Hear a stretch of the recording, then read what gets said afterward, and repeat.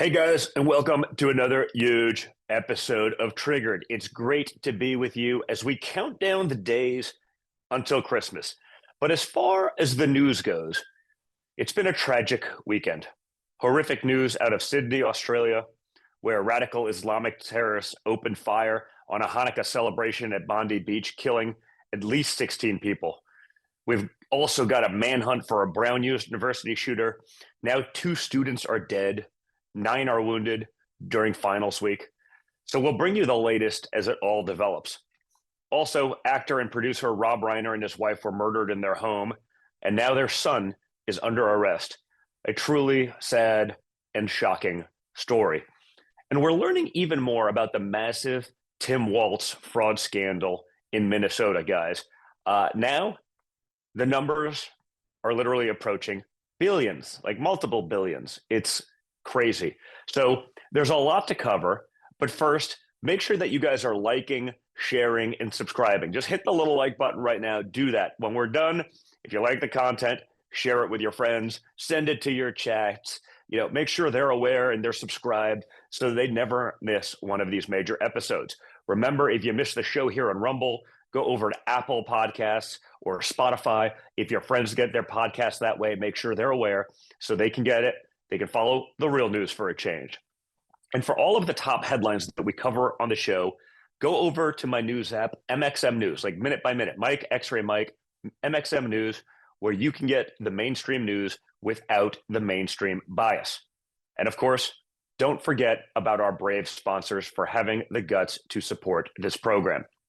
So if you follow politics, you know everyone's got an opinion. But on Polymarket, you actually get real odds on what's likely to happen. Polymarket is a prediction market where people trade on real events back and forth, elections, debates, policy moves, just about everything. There's a poly market for just about everything. And it doesn't stop at politics, guys. There are markets on the economy, tech, sports, pop culture, and much more. It's all live, it's transparent, and it gives you real-time indicators on what people think is going to happen, okay? It's a big deal. I dealt with this in politics where people are doing polling every day, and they ask a question 97 times till they get the answer of whoever's paying them for the answer that they want, rather than actually trying to get to the truth. So give it a look at polymarket.com, see what's actually happening. I think you'll be really impressed with the accuracy. And don't forget about our friends over at the Birch Gold Group. Now, there's a lot of politicians that should be getting coal in their stocking for Christmas, but Birch Gold thinks you deserve silver. That's why for every $5,000 you purchase between now and December 22nd, Birch Gold will send you an ounce of silver, which is up over 60% this year. So like I always say, educate yourself and learn how Birch can help you convert an existing IRA or 401k into a tax-sheltered IRA in physical gold. Just text my name, Don Jr., D-O-N-J-R, to the number 989898 to claim your eligibility. Again, text Don Jr., my initials, D-O-N-J-R, to the number 989898 today. And now, guys, let's get into all of the top headlines. I do want to start with the terror attack in Australia because the more we learn, the more absolutely sick and terrifying this story is getting. On the first night of Hanukkah, over 1,000 Jewish families gathered at Bondi Beach in Sydney, Australia, where two gunmen opened fire from a footbridge overlooking the celebration. At least 16 people are dead. More than 40 people are at the hospital. Two police officers were shot. Just watch what's going on over there right now. We're going to a restaurant. The restaurant booking was for 7:30. We got there at 6 o'clock, so we're in the pub, just having a few drinks, waiting for one of our friend's daughters, actually. And I was outside on the phone at around 6:45 to around 6:51, and then all of a sudden, all the police cars were flying by. And usually when you're around Bondi and there's a bit of police around, I presumed it was a shark attack or something happening down on the beach. I didn't expect what I then found out a few minutes later, when there was a security guard outside the pub basically telling us there was someone with a gun and people were being held hostage. That was what we were being told at the pub at that stage. So we all got told to get inside the pub. We then went into the restaurant. More news started to filter through that there had been an attack down on the beach. We didn't really understand what was going on at that stage. And then more and more news started to transcend that it was a terror attack. That was the news that was hitting everyone around where we were. And then it wasn't much long after that they shut the doors and they locked people, obviously, that were in the restaurant and the pub inside, and told us all to stay. And we didn't really know what was going on. Then there was more news came that there was so much happening on social media that they said that there was more attacks going on around Sydney and around the city, which thankfully wasn't proven to be the case. But for a period, we didn't have a clue really what was going on, and we were just locked inside this restaurant. The terrorist attackers were a father and a son. The father was shot and killed by police. The son is in custody in critical condition. But in the midst of this horror, there was a hero, a really brave guy who confronted the gunman head on because a local fruit store owner saw the gunman, rushed him from behind, tackled him, and wrestled the gun out of his hands.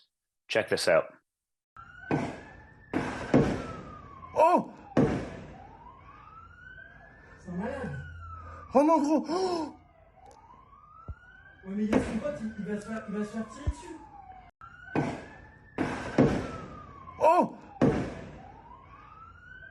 C'est un malade. Oh non, gros! Oh!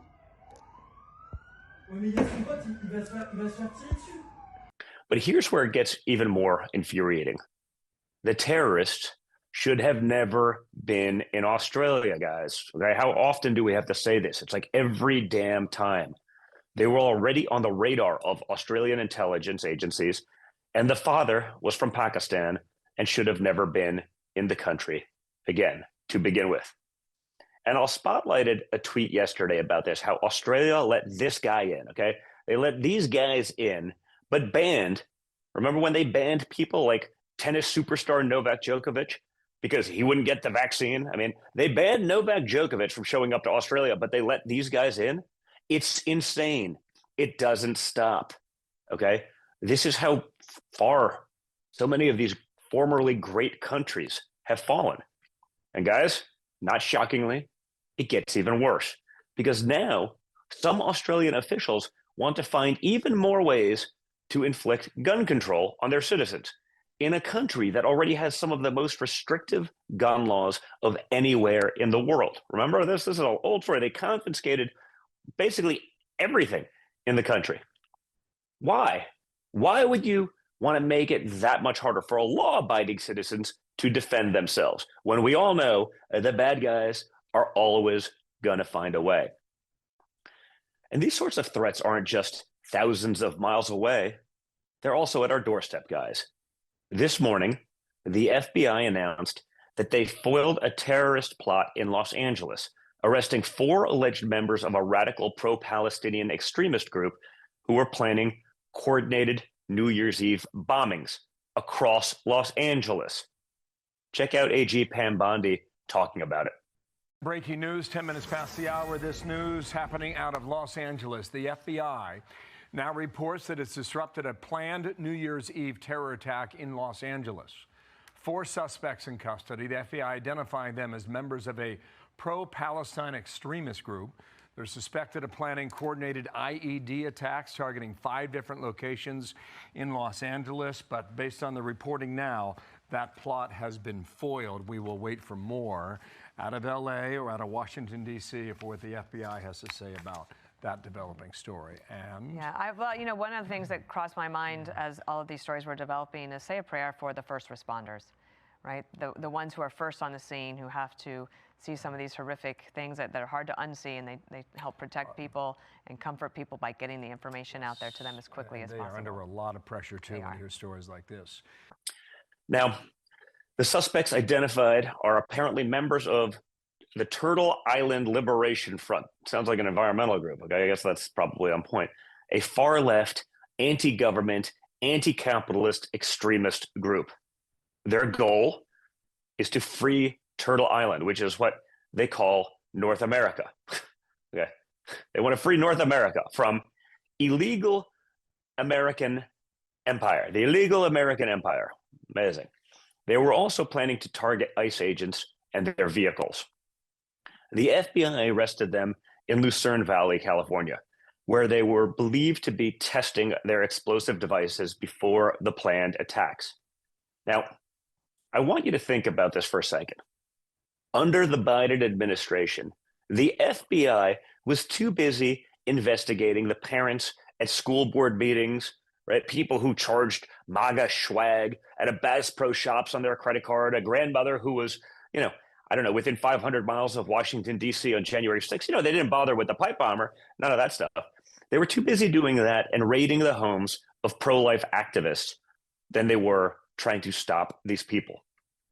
Under my father and Kash Patel, the FBI is actually doing its job, finding terrorists, actually going after the bad guys for a change, and playing for keeps, quite literally. Because last week, in a joint effort between the FBI, the DOJ, and the Department of War, the United States seized a massive oil tanker off the coast of Venezuela. Check out this footage of how it happened and what went down.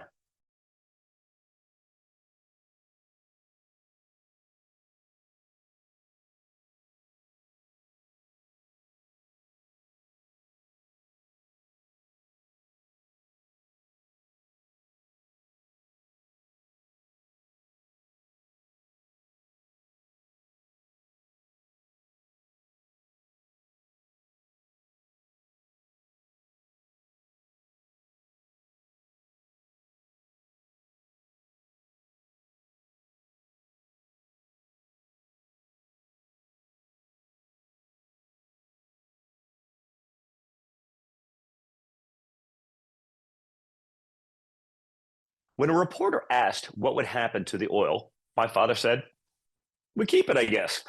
Which is, by the way, what he's been consistently saying about all the trillions we've spent in the Middle East, and how maybe we pay ourselves back from these efforts to stop terrorist regimes from taking over these countries, right? But it just always comes out of the American taxpayer pocket that we get nothing in return.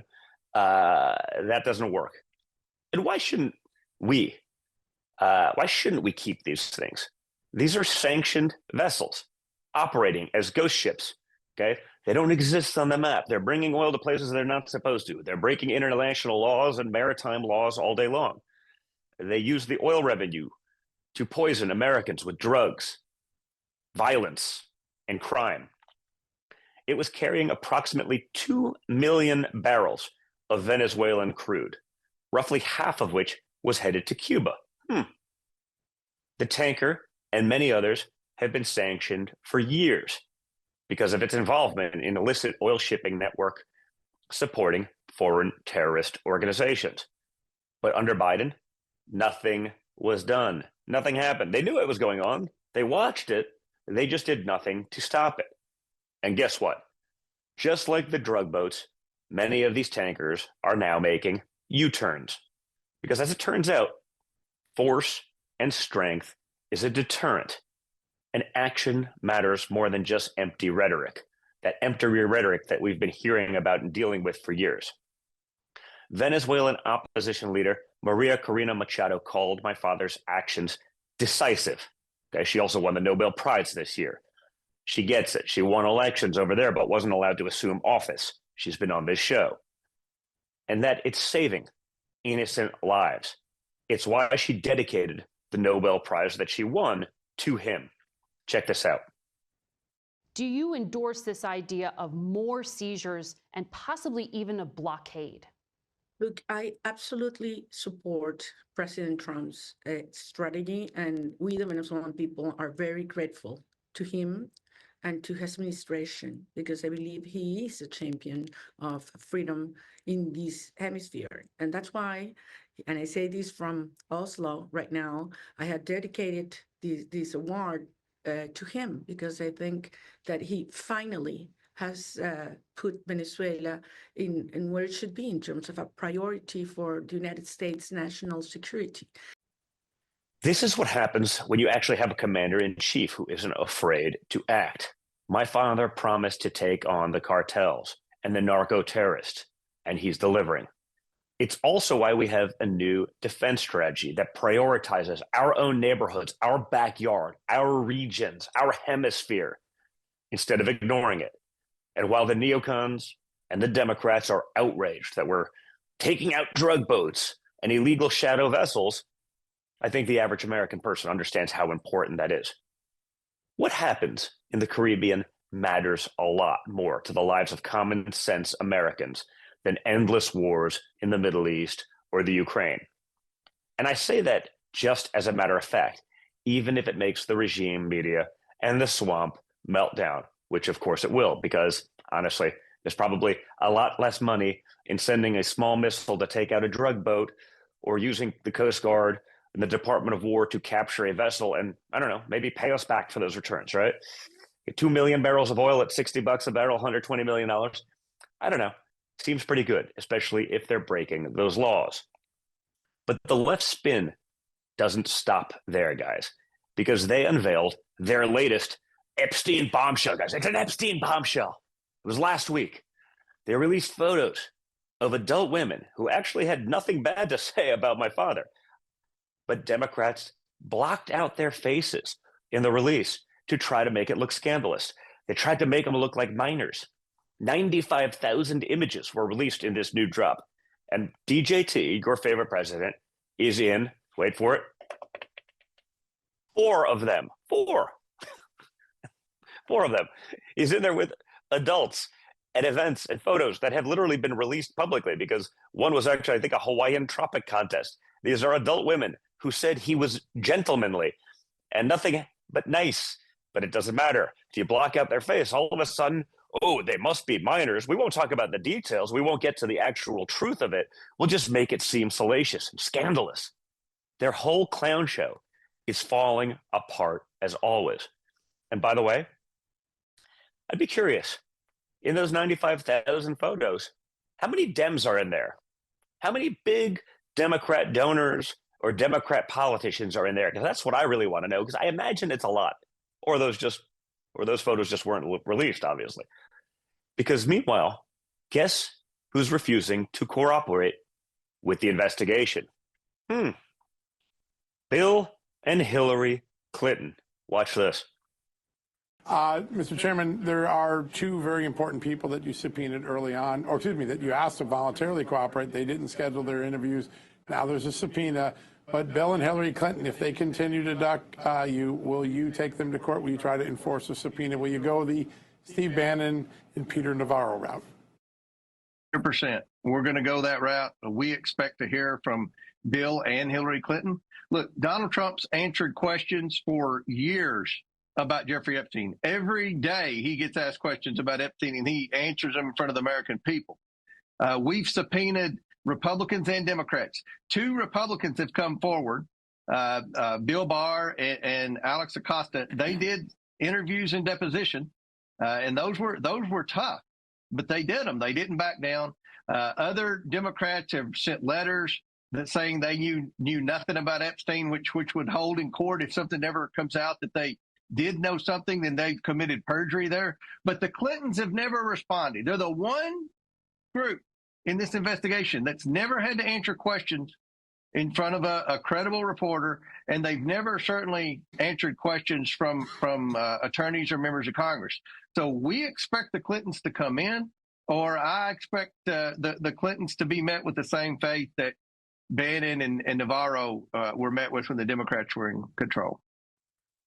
That's strange. Bill and Hillary aren't going to cooperate, but I thought this was the way they're finally going to get Trump, guys, right? The walls are closing in. They got him this time. Oh, no, they're actually adults that said he was gentlemanly. And I guess they blocked out their faces to try to create a narrative that doesn't actually exist. 4 pictures out of 95,000. Think about that. But Bill and Hillary, they don't want to cooperate? Wonder why that is. And now, House Oversight Chairman Comer announced he's launching contempt of Congress proceedings against the Clintons if they don't show up for depositions this week.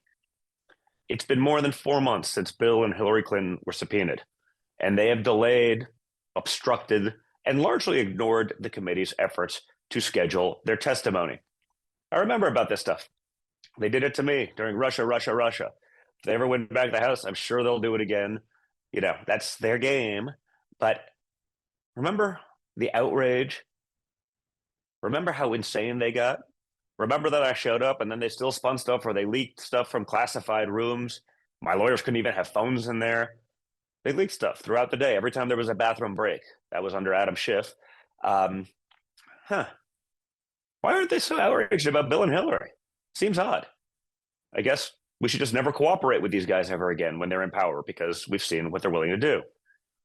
And speaking of Democrats dodging accountability, Tim Walz and Minnesota Democrats are embroiled in a massive fraud scandal involving the state's Feed Our Future program and a massive syndicate of Somali scammers, many of whom are linked to terror group Al-Shabaab. We've covered it extensively, and there's nearly 100 different bad actors who have either been convicted or indicted in the years-long criminal operation. They're still in there. Remember, Tim Walz had whistleblowers come out, people from his own administration, Democrats, saying, this is really bad, this looked good. They were punished. They were silenced. They weren't given the beyond reproach status of all the whistleblowers who come out against Republicans. You know, it's sort of amazing how that happens, even when it goes nowhere. So Walz's latest excuse for looking the other way, you know what it was, guys? Minnesota is, and I quote, too well governed and just too nice that it attracts criminals. Huh. Watch this. It's amazing. Generous state. Minnesota's a prosperous state, a well-run state. We're AAA bond rated, but that attracts criminals. Those people are going to jail. We're doing everything we can, but to demonize an entire community on the actions of a few, it's lazy. And as you heard Senator Kelly say, this president has cut a lot of inspector generals. He's cut programs that could help us tackle this on. So we'll take it on. We'll put folks in jail. I don't care what your nationality is. I don't care what your religion is, your color. If you're committing crimes, these are programs that were meant to serve students with autism, to housing, and to making sure people had enough to eat. There's a reason Minnesota ranks as the top, lowest childhood poverty, best place for children to live. People are taking advantage of that. They're going to prison. That is totally disconnected with demonizing an entire group of people who came here fleeing civil war and created a vibrant community that makes Minnesota and this country better. But that's Donald Trump. Deflect, demonize, come up with no solutions. He's not going to help fix anything on fraud. My God, there's a big difference between fraud and corruption is something he knows about. It's too well governed? I don't know. You lost billions to Al-Shabaab. You sent it there knowingly. You silenced whistleblowers. It doesn't sound like great governance to me, but, you know, what do I know? I guess I'm just a common sense kind of guy. But it isn't just Walz. The scandal also implicates Congresswoman Ilhan Omar, obviously from Somalia, seems to be one of the great champions of Somalia and some of the other things the people around her, even in Somalia, have said, where, you know, she's not doing the bidding of America, she's doing the bidding of Somalia. I mean, not wrong, probably not something you should say. Seems pretty brazen to go say that, and yet they do, because we know that's actually what's going on. They also implicates Attorney General Keith Ellison, remember, big Democrat Party guy, and the web of corruption runs deep throughout the entire Democrat machine. Check this out to see how bad it actually is.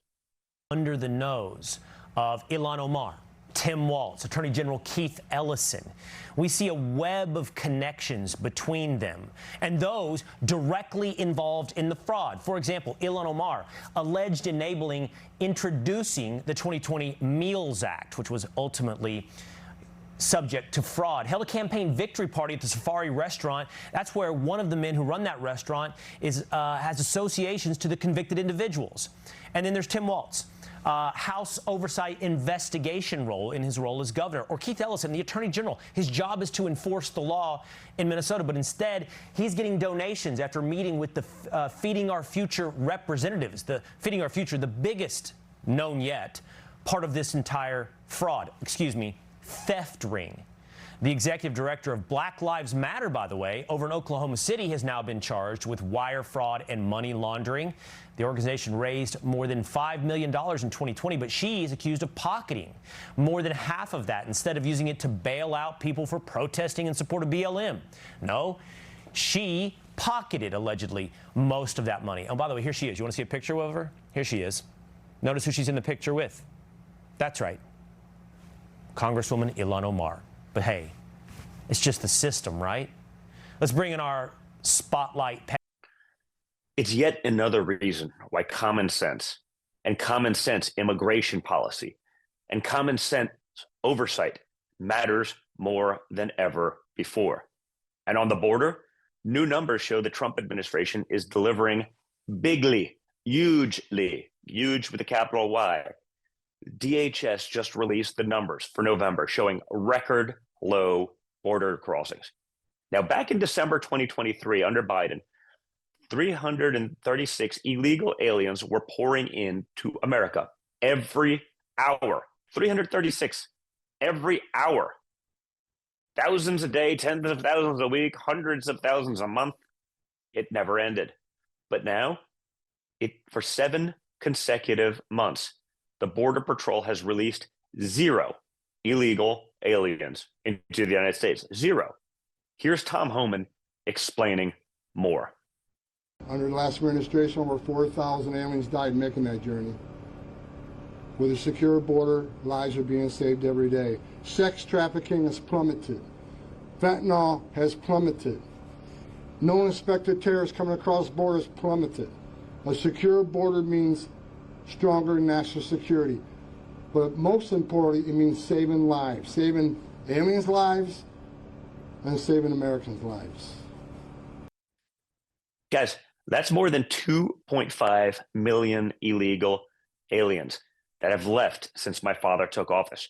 605,000 deported, 1.9 million self-deported because, they just weren't giving them the freebies anymore, and so maybe they went back to their own country. Fentanyl seizures up 59%. Methamphetamine seizures up 118%. This is literally saving lives. It's a big deal. We have to keep going. We have to encourage it.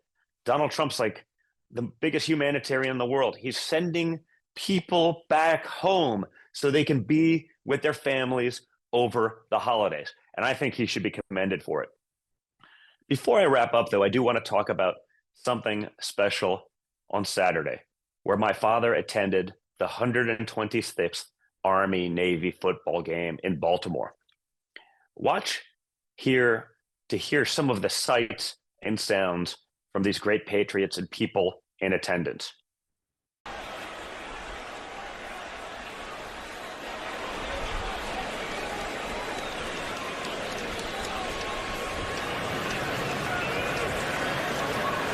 Captains and everyone in attendance, welcome to Baltimore for the Army-Navy football game. This is your umpire, Anthony Gibson. My name is Tim Rich, and it's our crew's honor to be working this game today with you all. Joining me for the coin toss, it is my honor and privilege to introduce the Commander-in-Chief, our President of the United States of America, Donald J. Trump.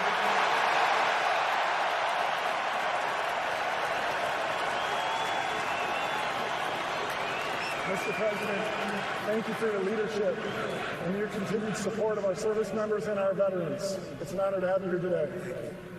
Thank you very much. To the men and women who wear the uniform, to all of our veterans and their family members, thank you for your service. Thank you for protecting this great country. And thank you for protecting the freedoms that we enjoy each and every day. To the cadets, the midshipmen, and everyone watching around the world, this is the 126th plane of America's game. The coin today we will be tossing features the Army-Navy logo, which will be a head. The battle monument, which is a tail. Army, what is your call? Tails. Tails has been called. Mr. President, would you do the honor?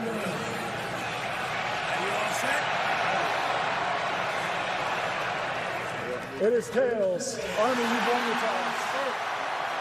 Which way would you like to kick? Kick it that way. Please rotate around. Army has won the toss, the further option to the second half. Navy would receive the ball. Let's play football. Navy will have the football first. The crowd was chanting USA.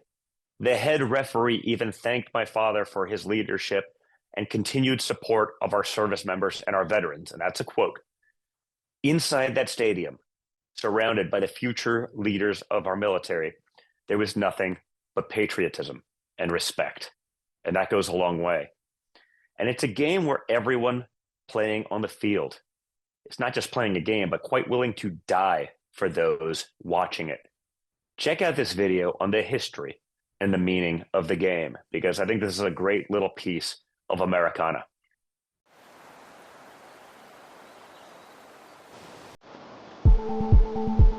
Back when life felt simpler, we were all moving through the same small world. Same schools, same streets, same choices. It was a time when everything carried an air of innocence. Or at least it felt that way. Because even then, there were choices to make. Hello. Hi. No. Little ones. Let me give you a hand. Quiet ones. The kind that shape who you become before anyone's really watching. Even in a time of our lives. Hey, are you okay? Really, Katie? Built on simple choices. There was always a different kind of kid, willing to make the harder choice. Oh man. So it's no surprise where many of them are now, choosing commitment over comfort, service over self, sacrifice over the ordinary. For making such a huge commitment to come here and do something that's bigger than myself and to serve a bigger purpose in life. The biggest thing about service is the sacrifice. That's not an easy decision to make. Selfless is what's written on my back and something I'll carry for the rest of my life. No one strives to be a hero. It's about little choices every day. Let me take a look at that. They made the harder choice early. Not because it was easy. Not because they wanted praise. Hey, yep. Start the summer. But because that's who they are. So West Point, huh? Yes, ma'am. A West Point cadet football player is earning praise for his heroic actions off the field. Larry! Come on, get him out! For Army sophomore Larry Pickett Jr., the call to serve came unexpectedly. We see that there had been a car that ran into a power line. Without hesitation, he ran towards the danger. At that point, there's a task at hand. You know it has to get done and get done quickly. Together with his father, they pulled the unconscious driver from the burning vehicle just moments before it exploded. He saved you. He pulled you out. There were other people that were there that were just standing around looking. But, you know, if it wasn't for him, his family, I would definitely not be here today. 25 years ago, Ronald Winchester played his final Army-Navy game for the midshipmen. Well, it's a thrill that your son is out there, and the highlight was playing against his best friend. And as soon as the game was over, was back to being brothers and going to conquer things together. But less than a year later, the world changed forever. In Iraq, an explosion took his life while he was guarding a convoy, serving with the quiet bravery that had defined him since the day he left Annapolis. My brother had his troops waiting over the bridge, but he told them, do not come, it's dangerous for you. So he saved probably multiple people's lives. To live in people's hearts is to never die, and that's what this is all about. Commitment, service. For the women and men of West Point and Annapolis, these words have a much deeper meaning. And that's why today, this game is more than a rivalry. It's a celebration of the young men and women who will soon be asked to give more of themselves than most ever will. It's the greatest game, period. It's everything. When you sit there, it's just a different type of feeling. It's the only game that everyone on the field is willing to die for everyone watching. You don't have to do this. We knew early on, Yeah. even when they were young, Thanks, man. Try it now. They were becoming the kind of men and women Thank you so much. who would one day give their best years to something greater than themselves. Oh, and hey, good luck at West Point. Beat Navy. Yes, ma'am. For the 126th time, it's Army-Navy.